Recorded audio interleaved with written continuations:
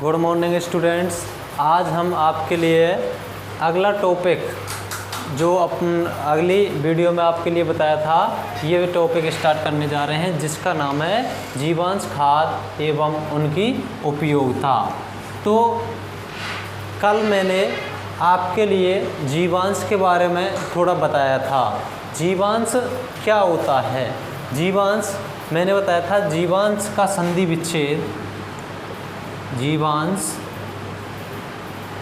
का संधि विच्छेद यदि हम करते हैं तो इसका संधि विच्छेद क्या होता है? जीव प्लस अंश, जीव प्लस अंश, जीव प्लस अंश। तो जीवांश खाद किसे कहेंगे? अब इसी से आपको समझ जाना चाहिए कि वह खाद जिसमें जीव का अंश पाया जाता है उसे ही अपन कौन सी खाद कहेंगे? जीवांश खाद कहेंगे। अब इसके बारे में लिखेंगे। जीवांश शब्द का संधि विच्छेद होता है जीव प्लस अंश। जीवांश शब्द का संधि विच्छेद होता है जीव प्लस अंश। जीवांश खाद उस खाद को कहते हैं, अब इसकी परिभाषा लिखेंगे। परिभाषा लिखेंगे, जीवांश खाद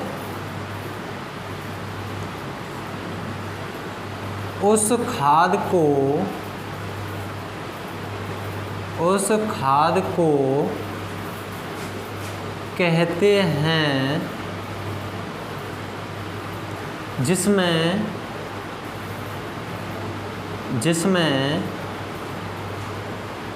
जीव का अंश, जिसमें जीव का अंश हो, जीव का अंश हो। किस खाद को कहेंगे जीवांश खाद? जिसमें जीव का अंश हो। ऐसी खाद को प्राकृतिक, ऐसी खाद को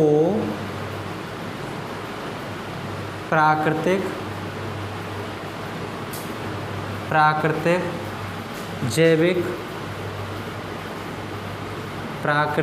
जैविक या कार्बनिक खाद भी कहते हैं। अब जो अपन की जीवांश खाद है इसको और कौन कौन सी खाद भी कहते हैं? ऐसी खाद को प्राकृतिक, जैविक या कार्बनिक खाद भी कहते हैं। जैसे गोबर की खाद, जैसे कौन कौन सी हैं? गोबर की खाद, मछली की खाद, कंपोस्ट, मछली की खाद, कंपोस्ट, रक्त की खाद, मानव विष्ठा, रक्त की खाद,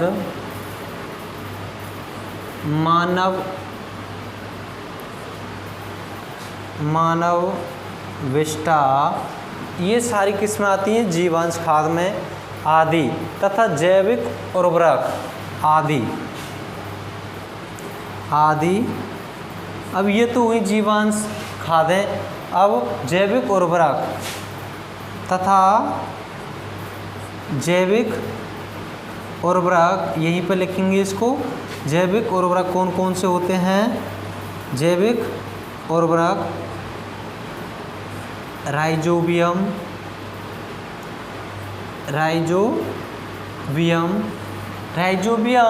जो होता है ये दलहनी फसलों की जड़ों में पाया जाता है। एजोटोबैक्टर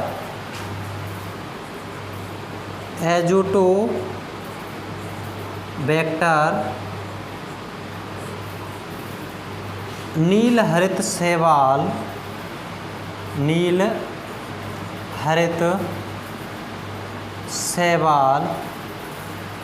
आदि, नील हरित शैवाल आदि क्या हैं? जीवांश खाद, जीवांश खाद हैं। अब इसको देखेंगे दोबारा से कि जीवांश का यदि अपन संधि विच्छेद करते हैं तो जीव प्लस अंश, इससे ही अपन को समझ जाना चाहिए कि जीवांश किसे कहते हैं? जिसमें जीव का अंश पाया जाता है। इसकी डेफिनेशन देखेंगे अपन तो जीवांश खाद उस खाद को कहते हैं जिसमें जीव का अंश हो। ऐसी खाद को कौन कौन सी खाद और कहा जाता है? प्राकृतिक, जैविक या कार्बनिक खाद भी कहते हैं। अब एग्जाम्पल में उदाहरण में देख रहे हैं अपन गोबर की खाद। क्या है? गोबर की खाद, इसमें भी जीव का अंश है। मछली की खाद है, इसमें भी जीव का अंश है। कंपोस्ट है, इसमें ये केंचुओं के द्वारा बनाया जाता है जिससे अपन कंपोस्ट कहते हैं। जो गोबर होता है उसमें केंचुओं के द्वारा जो खाद बनाई जाती है उसे क्या कहते हैं? अपन कंपोस्ट कहते हैं और इस क्रिया को कंपोस्टिंग कहते हैं। रक्त की खाद है, मानव विष्ठा है आदि, ये सारी क्या हैं? जीवांश खादें हैं। तथा जैविक उर्वरक कौन कौन से हैं? इसके साथ में ही इनको भी लिख लेते हैं क्योंकि अपन की जीवांश में चल रहा है। तो जैविक उर्वरक भी राइजोबियम है, एजोटोबैक्टर है, नील हरित शैवाल है और ये सारी क्या है अपन की जीवांश खादों के अंतर्गत। अब इसमें ये देखते हैं अपन राइजोबियम। राइजोबियम क्या होता है?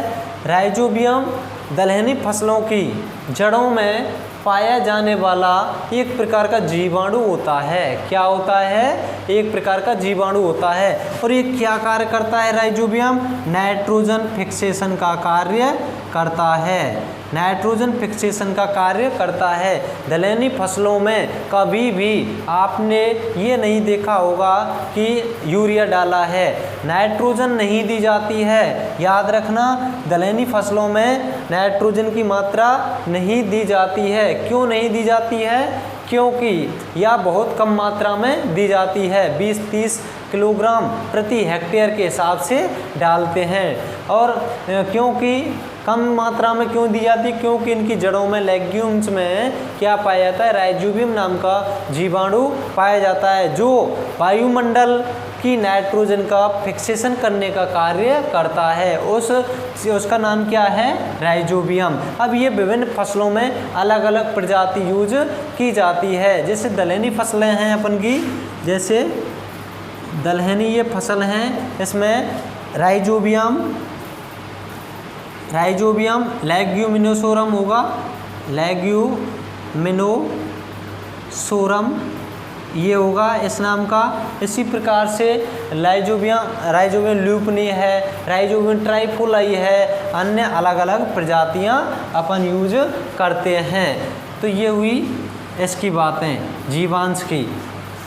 अब इसके बाद में बात करते हैं अपन एजोटोबैक्टर। एजोटोबैक्टर ये अपन की जो खाद्यान्न फसलें होती हैं, जैसे अपन की गेहूं है, चावल है, उनकी जड़ों में ये बैक्टीरिया पाया जाता है। उनकी जड़ों में ये पाया जाता है। ये भी क्या कार्य करता है? नाइट्रोजन फिक्सेशन करने का कार्य करता है। लेकिन ये बैक्टीरिया राइजोबियम की अपेक्षा बहुत कम मात्रा में पाया जाता है। इससे उनमें तो हमें बहुत ज़रूरत होती है। ये खाद्यान्न फसलों में पाया जाता है। और नील हरित शैवाल ये होती है BGA, इसे अपन कहते हैं BGA, ब्लू ग्रीन एल्गी। क्या ये? ब्लू ग्रीन एल्गी, नील हरित शैवाल। ये भी किसके रूप में? जैविक उर्वरक के रूप में प्रयोग की जाती है। ठीक है। अब इसके बाद में चलते हैं अपन खाद। इसके बाद में खाद लिखेंगे।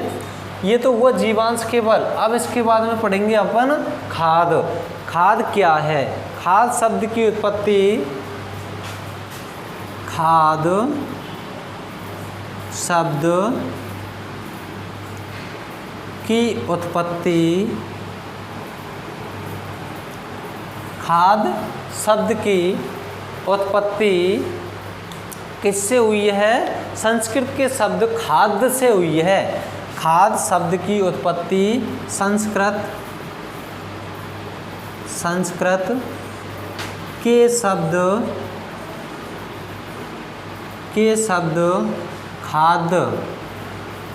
खाद्य से हुई है। किससे हुई है? खाद्य से हुई है। किसकी? खाद की। जिसका अर्थ किससे होता है? भोजन से। जिसका अर्थ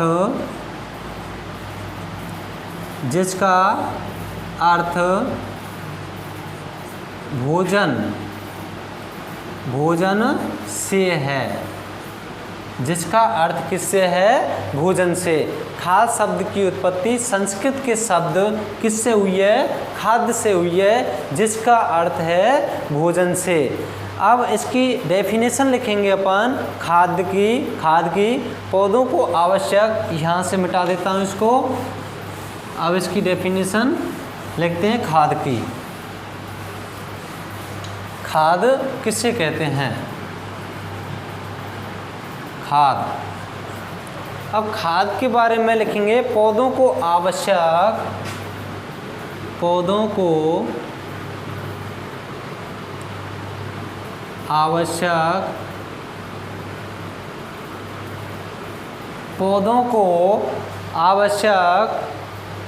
पोषक तत्वों की पूर्ति के लिए पोषक तत्वों की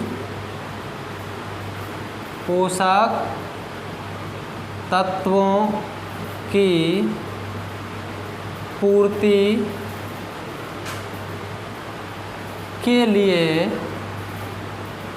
पोषक तत्वों की पूर्ति के लिए वे सभी कार्बनिक पदार्थ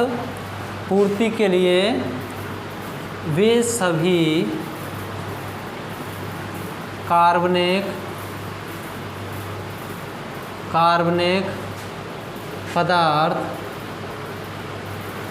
जो भूमि में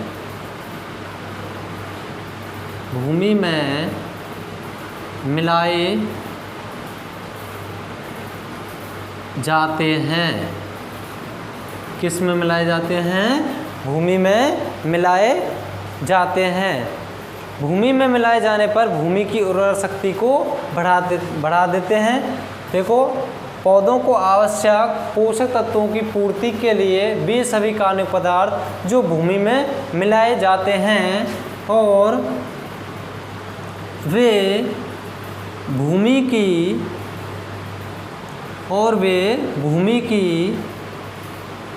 उर्वरा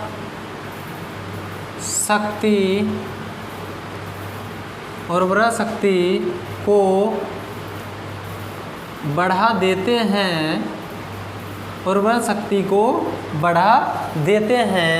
उन्हें खाद कहते हैं। क्या कहते हैं? खाद कहते हैं। अब देखो, खाद शब्द की उत्पत्ति किससे हुई थी? संस्कृत के शब्द खाद्य से हुई है, जिसका अर्थ भोजन से। इसका मतलब है पौधों के लिए भोजन आवश्यक है। यदि टाइम से समय पर यदि भोजन मिलता रहेगा तो अच्छी तरह से अपन को फसल उत्पादन होता रहेगा। इसी प्रकार से जिस प्रकार से मनुष्य के लिए समय समय पर भोजन उपलब्ध होता रहेगा तो मनुष्य भी समय समय से अपना कार्य करता रहेगा। यदि उसको भोजन नहीं मिलेगा टाइम पर तो वो कार्य नहीं कर सकता है। इसीलिए समय पर यदि पौधे के लिए सभी पोषक तत्व उपलब्ध हो जाते हैं तो भूमि उर्वर बन जाती है और अपन की उत्पादन क्षमता बढ़ जाती है। ये है खाद। अब आगे पढ़ेंगे अपन जीवांश खादों की उपयोगिता। अब इनकी उपयोगिता के बारे में पढ़ेंगे। जीवांश खादों की उपयोगिता, हेडिंग डालेंगे जीवांश खादों की उपयोगिता। जीवांश खादों की उपयोगिता। अब इसके बारे में पढ़ेंगे। जीवांश खादों की उपयोगिता सभी पोषक तत्वों की, देखो जीवांश खाद जो अपन है कार्बनिक खाद को या प्राकृतिक खाद को कह रहे हैं। मैंने आपके लिए एक दिन बताया था जीवांश, या अभी भी बता दिया है, जीवांश कार्बनिक या प्राकृतिक, ये एक ही खाद है, एक ही का नाम है जीवांश का ही। कार्बनिक खाद भी कह सकते हैं, प्राकृतिक भी कह सकते हैं। अब इसमें मैंने एक बार आपके लिए अगली वीडियो में ये चीज़ बताई थी कि एक तो कार्बनिक खाद होती है, कार्बनिक खाद, और एक होती है अपन की अकार्बनिक, अकार्बनिक खाद। अकार्बनिक खाद इसका मतलब या रासायनिक, रासायनिक खाद या उर्वरक, ये है।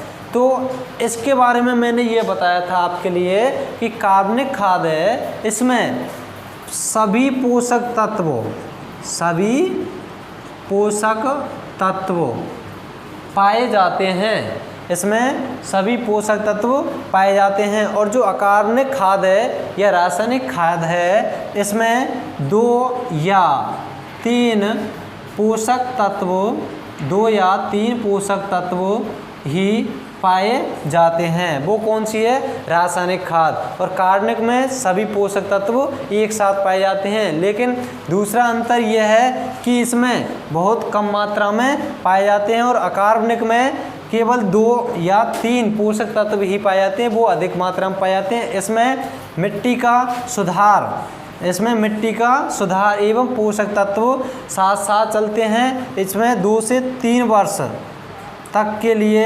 मृदा उपजाऊ बन जाती है। और जो ये होती है अकार्बनिक खाद या रासायनिक खाद, इसमें केवल जिस वर्ष अपन यूज कर रहे हैं, जिस वर्ष अपन रासायनिक खाद को यूज कर रहे हैं, उसी वर्ष अधिक उत्पादन अपन को मिलेगा।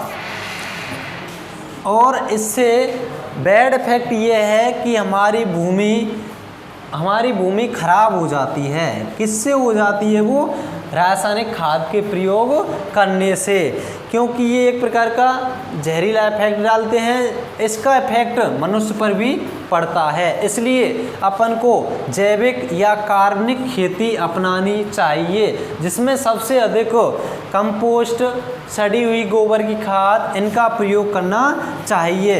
इनका मतलब ये है कि एक बार अपन यूज कर देंगे इनको, कार्बनिक खाद को, तो 2 से 3 वर्ष तक अपन को खाद देने की ज़रूरत नहीं है। और पौधे के लिए सभी आवश्यक जितने भी पोषक तत्व होते हैं, मेरे होता है 17 पोषक तत्व होते हैं।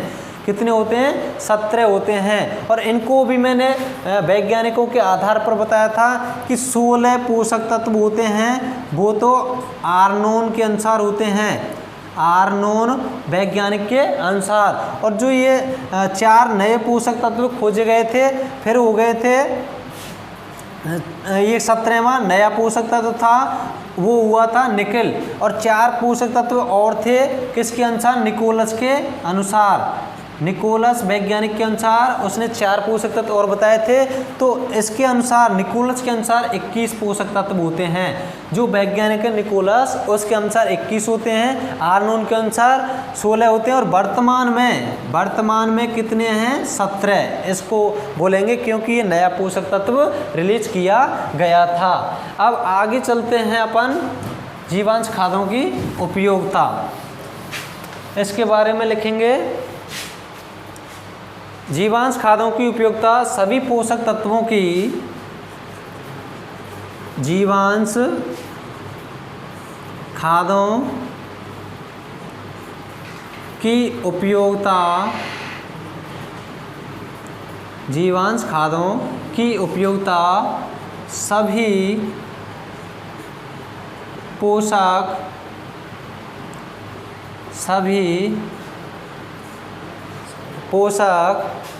तत्वों की एक साथ, पोषक तत्वों की एक साथ धीरे धीरे, एक साथ धीरे धीरे, देखो सभी पोषक तत्व उपलब्ध हो रहे हैं, और वो कैसे? धीरे धीरे लंबे समय तक प्राप्त करने के लिए हुई। धीरे धीरे लंबे लंबे समय तक प्राप्त करने के लिए हुई।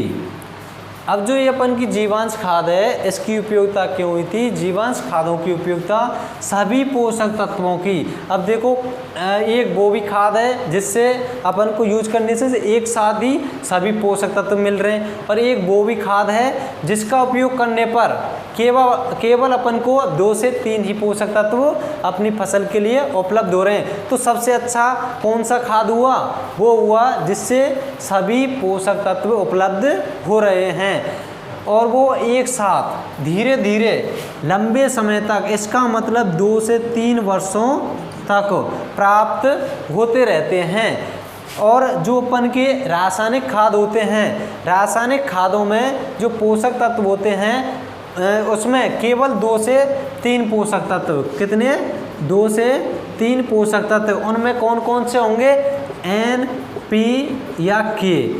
ये तीनों में से या तो 2 होंगे या 3 होंगे, ये प्राप्त होते हैं और ये उसी ईयर में प्राप्त होते हैं जिस ईयर में इनको अपन उपयोग लेते हैं।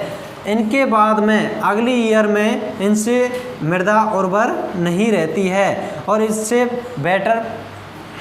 क्या है कि हानिकारक ही प्रभाव पड़ता है। ये हुआ अपन का जीवांश खादों की उपयोगिता सभी पोषक तत्वों की एक साथ धीरे धीरे लंबे समय तक प्राप्त करने के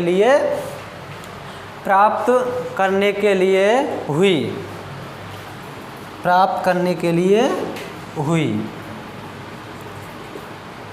अब इसके बाद में इन खादों के प्रयोग से मृदा में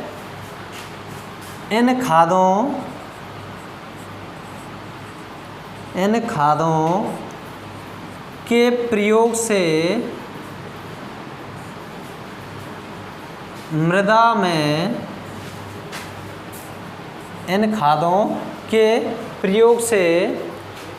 में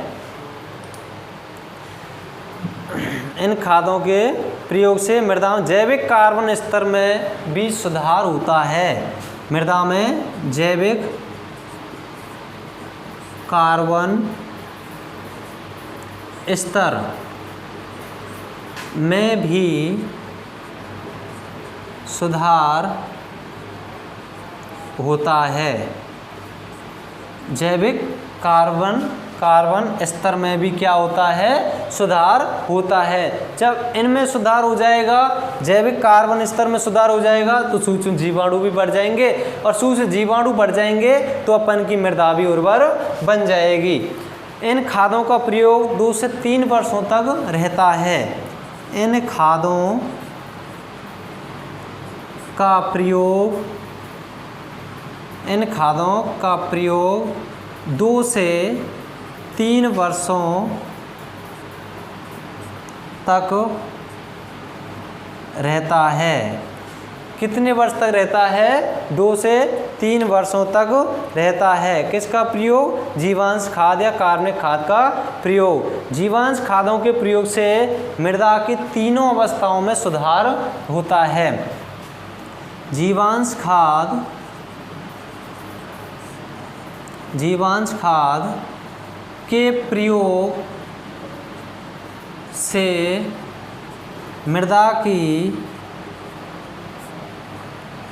तीनों अवस्थाओं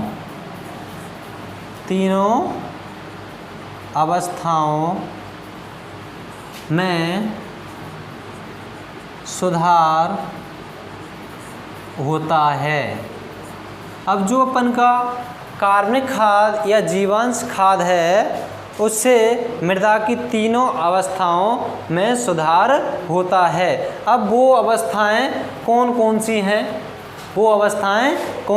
हैं? एक तो होती है भौतिक, एक होती है जैविक और एक होती है रासायनिक। ये 3 अवस्थाएं हैं। अब इनमें किससे सुधार होता है?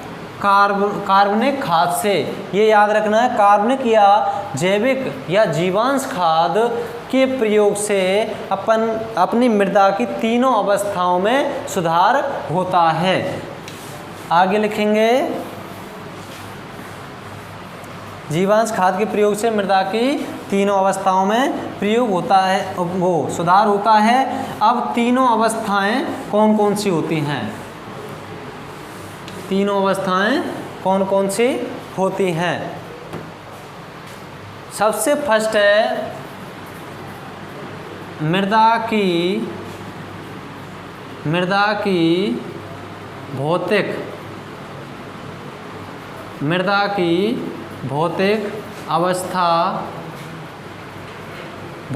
अवस्था पर प्रभाव।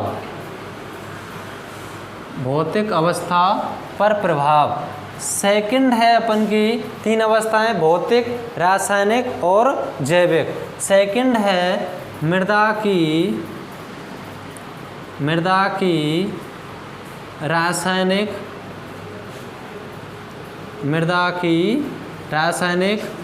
अवस्था पर प्रभाव। मृदा की रासायनिक अवस्था पर प्रभाव। किसका प्रभाव पड़ रहा है? किसका प्रयोग करने से? जीवांश खाद या कार्बनिक खाद के प्रयोग करने से जो तीन अवस्थाएं हैं मृदा की, उनमें सुधार होता है। फर्स्ट अवस्था है भौतिक अवस्था, मृदा की भौतिक अवस्था पर प्रभाव। सेकंड है मृदा की रासायनिक अवस्था पर प्रभाव। और थर्ड है मृदा की जैविक अवस्था पर प्रभाव। मृदा की जैविक अवस्था पर प्रभाव। जैविक अवस्था पर प्रभाव। अब इसमें सबसे फर्स्ट अपन देखेंगे मृदा की भौतिक अवस्था। अब भौतिक अवस्था फर्स्ट डालेंगे। भौतिक अवस्था में क्या होगा? भौतिक अवस्था वो होती है जिसमें अपन को दिखाई देते हैं सारा कुछ। तो सबसे फर्स्ट डालेंगे मृदा की भौतिक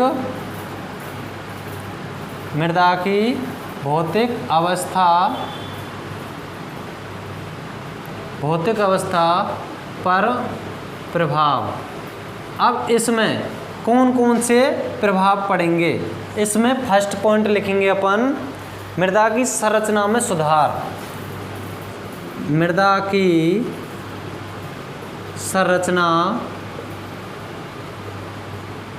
की संरचना में सुधार। अब जो मृदा की संरचना है उसमें सुधार किसका प्रयोग करने से होता है? किसका प्रयोग करने से? कार्बनिक खाद या जीवांश खाद के प्रयोग करने से होता है। दूसरा है मृदा की जल धारण क्षमता में वृद्धि। दूसरा है मृदा की जल धारण क्षमता में वृद्धि। मृदा की जल धारण क्षमता में वृद्धि। इसका मतलब होता है जल को सोखने की शक्ति, जल को रोकने की शक्ति। जिस मृदा में जल कंट्रोल हो जाएगा, रुक जाएगा, वह मृदा अधिक उपजाऊ होती है। तीसरा है मृदा की वायु संचार में वृद्धि। तीसरा है मृदा की वायु संचार में वृद्धि। ये आपको पता ही है कि मृदा के अंदर वायु पाई जाती है या नहीं। ये पाई जाती है, कितने % पाई जाती है ये मैंने आपके लिए यहाँ पर बताया था। जो सॉइल के अंतर्गत सॉइल का ये निर्माण हुआ था, ये सॉइल है, इसमें कौन कौन से अवयवों ने भाग लिया था? इसमें जल, वायु, कार्बनिक और खनिज, इन अवयवों ने यहाँ पर इसके निर्माण में भाग लिया था। जल पाया गया था 25%, वायु 25%, खनिज 45, कार्बनिक 5%।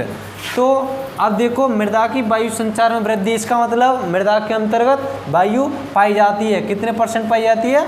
25%। तो इसमें क्या है? इसके आवागमन में वृद्धि किसके माध्यम से, किसका प्रयोग करने से होगी? कार्बनिक खाद का प्रयोग करने से होगी।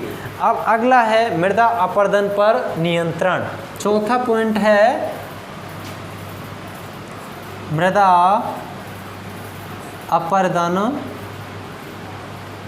अपरदन पर नियंत्रण।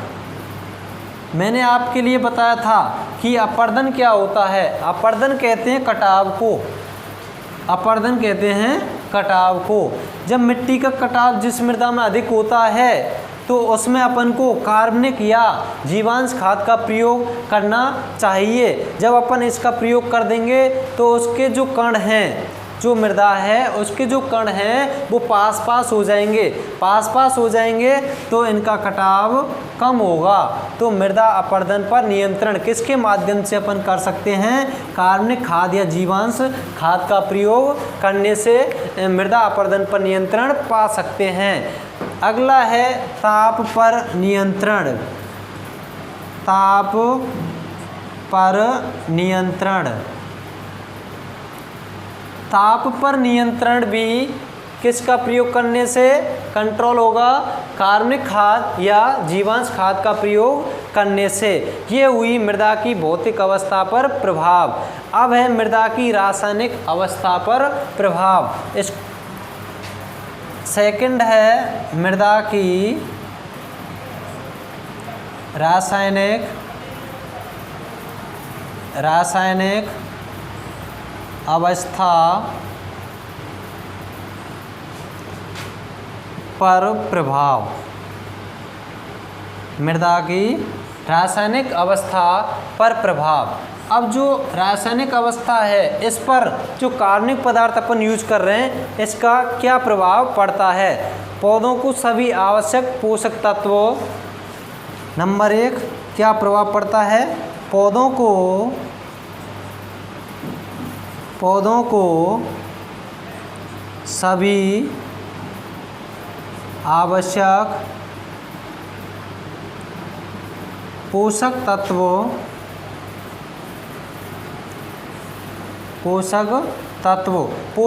मैंने बताए थे प्राथमिक, द्वितीयक और सूक्ष्म।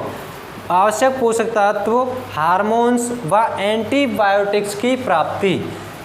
सभी आवश्यक पोषक तत्व, हार्मोन्स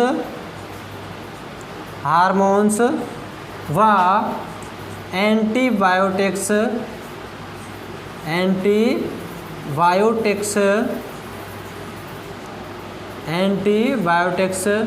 की प्राप्ति।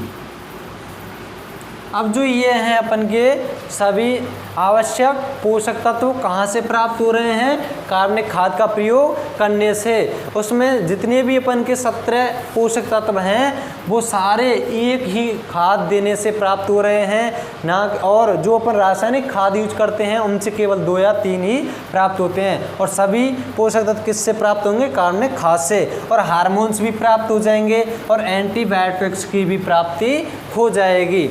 अब सेकंड है क्षारीय मृदा का पीएच मान कम होता है।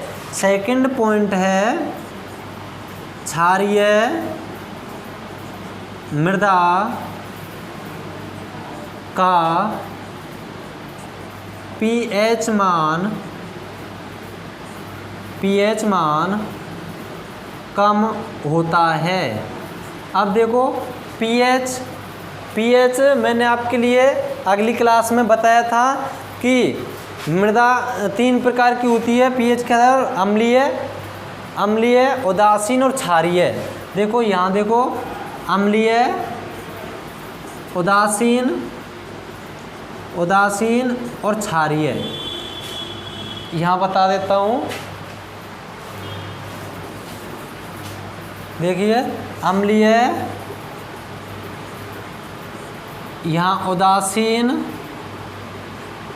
और ये है क्षारीय। ये 3 प्रकार की अपन की सॉइल है। अब इसका पीएच तो होता है 7 और 7 से नीचे 0 से 6.9 तक जिस मृदा का पीएच मान होगा उसे कहेंगे अपन अम्लीय। और जो 7.1 से 14 तक जिस मृदा का पीएच होगा उसे कहेंगे क्षारीय। अब इनको देखो क्षारीय मृदा का पीएच मान अपन को कम करना है, पीएच मान अधिक है। अपन के लिए सबसे बेटर फसल 6.5 से 8.5 पीएच जिस मृदा का है उस वह मृदा बहुत अच्छी है, बहुत अच्छी उर्वर है, इसका मतलब। अब इसका यदि पीएच मान अधिक है तो उसे कम करने के लिए, क्षारीय मृदा का पीएच मान कम होता है किसका प्रयोग करने से?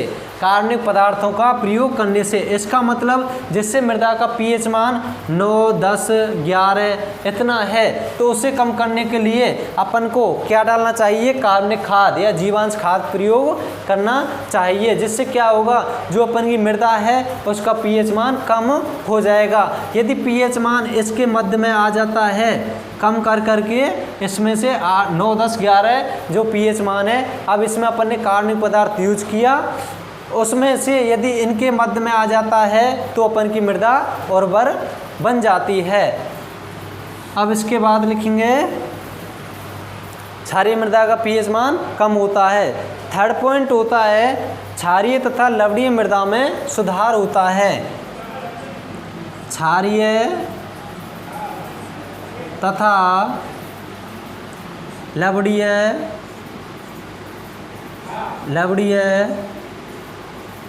मृदा में सुधार होता है। क्षारीय तथा लवणीय मृदा में सुधार होता है। मैंने अभी बताया आपके लिए कि कार्बनिक पदार्थ, अपन कार्बनिक पदार्थ जो अपन ने यूज किया है उसके माध्यम से क्या होगा, अपन की जो मृदा है उसका पीएच मान कम होगा तो क्षारीय जो मृदा है वह किस में आ जाएगी? अम्लीय के लगभग में, अम्लीय और उदासीन मृदा के लगभग में आ जाएगी, तो अपन की मृदा अधिक उपजाऊ हो जाएगी। तो क्षारीय तथा लवणीय मृदा में भी क्या होता है? सुधार होता है। जब पीएच मान कम होगा तो उनका सुधार हो ही जाएगा। ये हुआ तीसरा पॉइंट। फिर इसके बाद में चौथा पॉइंट है मृदा में कार्बन की मात्रा बढ़ जाती है। मृदा में कार्बन की मात्रा बढ़ जाती है। मृदा में कार्बन की मात्रा बढ़ जाती है। किसका प्रयोग करने से बढ़ रही है? ये जीवांश खाद या कार्बनिक खाद का प्रयोग करने से, कार्बनिक खाद का प्रयोग करने से। अब इससे कार्बनिक खाद का प्रयोग अपन कर रहे हैं तो देखो यहीं से देख लो, पहले तो सभी पोषक तत्व मिल रहे हैं, हार्मोन्स भी मिल रहे हैं, एंटीबायोटिक्स की भी प्राप्ति हो रही है, तो अपनी मृदा उर्वर तो यहीं से हो गई। उसके बाद में पीएच मान भी कम हो रहा है, और लवणीय और क्षारीय मृदा है उस जब पीएच मान कम हो रहा है तो उनमें भी सुधार होगा। इसके बाद में उसमें कार्बन की मात्रा भी बढ़ रही है। अब इसके बाद में धनायन विनिमय क्षमता में वृद्धि होती है। धनायन विनिमय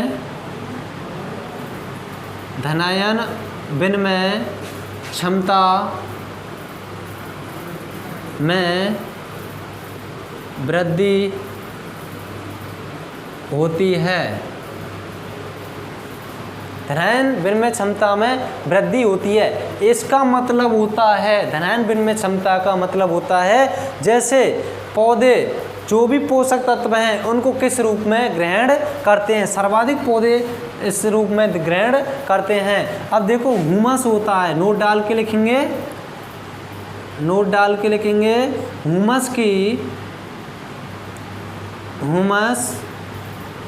की धनायन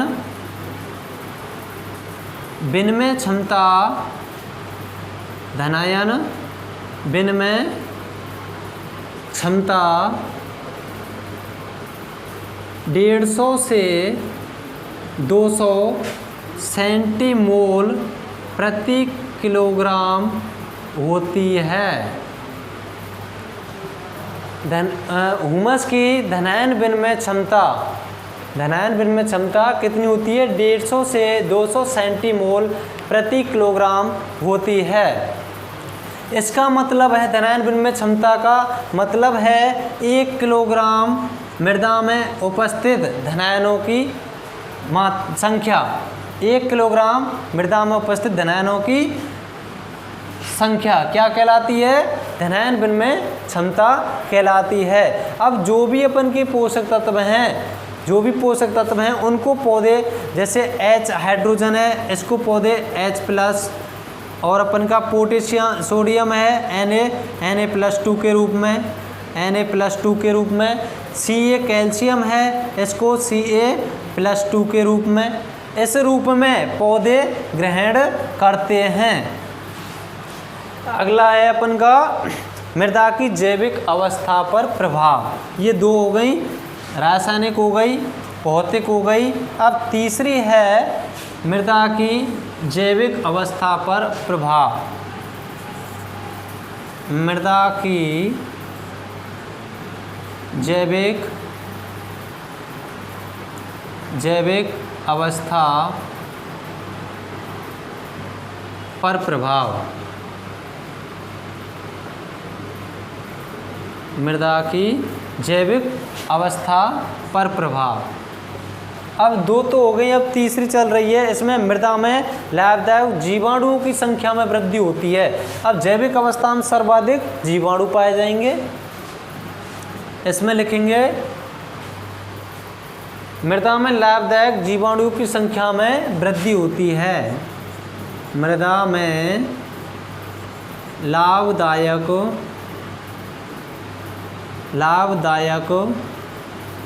जीवाणुओं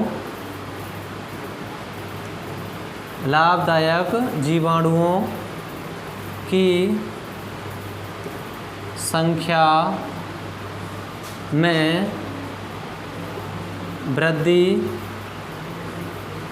होती है। अब देखो ये वृद्धि कैसे होगी।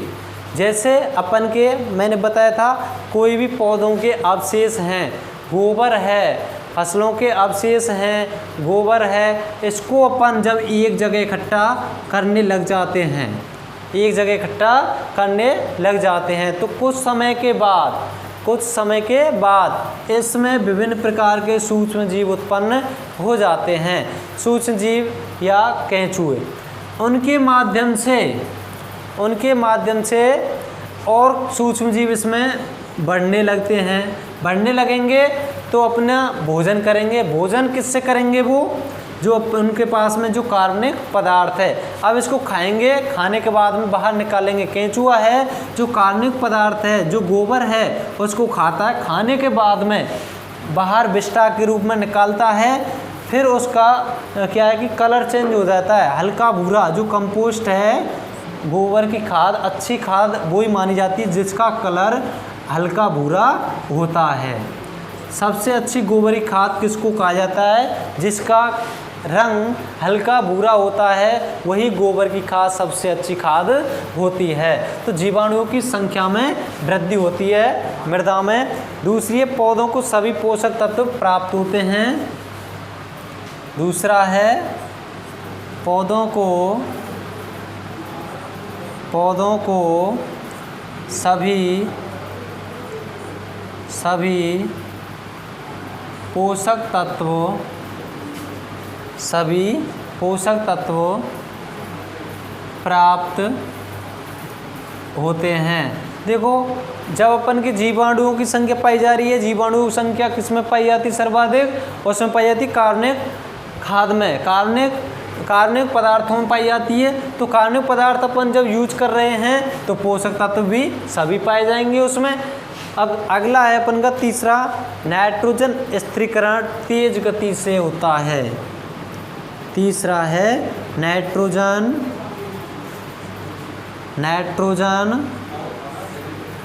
स्थिरीकरण तेज गति से होता है। अब जो नाइट्रोजन है, इसका स्थिरीकरण किसके माध्यम से हो रहा है? जीवाणुओं के माध्यम से हो रहा है। अब जो जीवाणु हैं, ये कहाँ पाए जा रहे हैं? नाइट्रोजन स्थिरीकरण करने वाले ये पाए जा रहे हैं जो अपनी फसल हैं उनकी जड़ों में पाए जाते हैं, जिससे कि ये वायुमंडल की नाइट्रोजन का फिक्सेशन करने का कार्य करते हैं।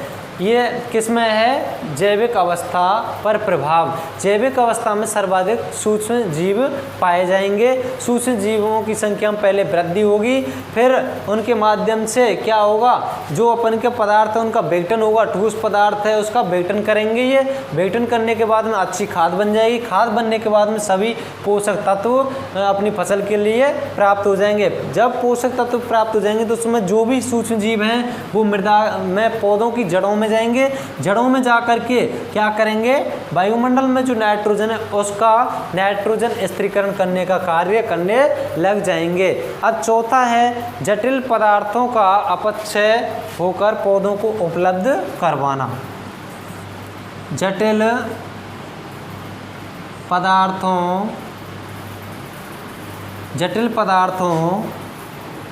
का जो जटिल कठोर पदार्थ होते हैं उनका अपक्षय होकर वो किसको प्राप्त करवाते हैं? पौधों को उपलब्ध करवाते हैं। जटिल पदार्थों का अपक्षय होकर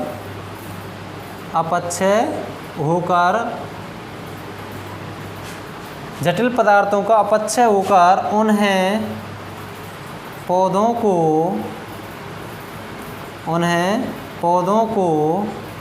उपलब्ध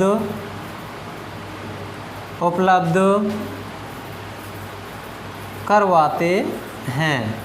और ये कार्य कौन करता है? जो भी जटिल पदार्थ है। जटिल पदार्थ क्या होता है? जैसे फसल का कोई भी अवशेष है, कोई भी फसल है अपन की उसका अवशेष है, जैसे सनई ढेंचा अपन ने एक फील्ड में हरी खाद बनाई। हरी खाद में बनाने के लिए अपन सनई ढेंचा का प्रयोग करते हैं। सनई ढेंचा ये हो गई, इसमें फूल आया। फूल आने के बाद में हमने क्या किया, इसको मृदा में हरी खाद किसे कहते हैं? जिस हरी अवस्था में फसलों को खेती में मिला देना हरी खाद कहलाती है। अब इसमें फूल आया, पुष्पन की क्रिया होने पर इसको अपन ने ऐसी खेत में जुताई करके मिला दी। मिलाने के बाद में ये अभी तो क्या है, जटिल अवस्था में, जटिल या कठोर अवस्था में, अभी तो इनसे कुछ पोषक तत्व प्राप्त नहीं होंगे। कब होंगे पोषक तत्व प्राप्त? जब ये सरल अवस्था में पहुंच जाएंगे या इनका पूर्ण रूप से विघटन हो जाएगा। जब इनको अपन ने मिट्टी में मिला दिया ठीक तरह से तो कम से कम 55 से 60 दिन, इसका मतलब 2 महीने के अंतर्गत इसका विघटन होगा। विघटन कौन करेंगे? सूक्ष्म जीव करेंगे। तो ये फिर विघटन होने के बाद में इसमें जितने भी पोषक तत्व होंगे वो कहाँ पहुँच जाएंगे? मृदा में पहुँच जाएंगे। मृदा से पौधों के लिए उपलब्ध हो जाएंगे। इससे मृदा की उर्वरता में इफेक्ट आता है। ये जटिल पदार्थों का अपक्षय उन्हें पौधों को उपलब्ध करवाते हैं। कौन करवाते हैं? विभिन्न प्रकार के सूक्ष्म जीव। अब इसके बाद में अगला टॉपिक आएगा अपन का जीवांश खादों का वर्गीकरण। जीवांश खादों का वर्गीकरण। तो जीवांश खाद के बारे में आप जानते ही हैं। जीवांश खाद किसे कहते हैं? जीवांश खाद किसे कहते हैं? जिसमें जीव का अंश पाया जाता है उसे जीवांश कहते हैं। और खाद की भी अलग डेफिनेशन बताई थी, ठीक है, अलग अलग होते हैं। अब इन दोनों का वर्गीकरण देखेंगे, जीवांश खाद का वर्गीकरण। अब ये हेडिंग है अपन की जीवांश खाद का वर्गीकरण।